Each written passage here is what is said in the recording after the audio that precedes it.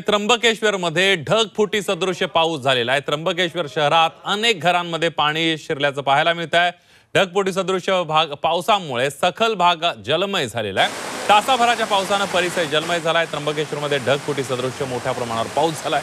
ही दृश्य बघितली तर आपल्याला अंदाज येऊ शकेल की किती मोठा पाऊस त्र्यंबकेश्वरमध्ये झालेला आहे।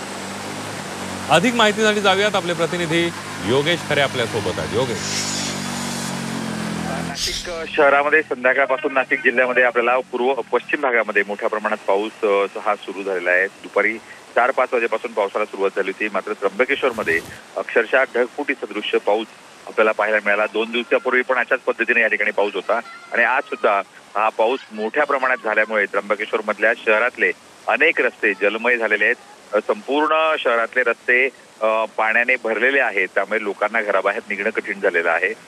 बाहेरची जी वाहनं आहेत ती अनेक वाहनं पाण्यात गेलेली आहेत आणि संपूर्ण शहरामध्ये एकूणच पूरसदृश्य परिस्थिती अशी निर्माण झालेली आहे।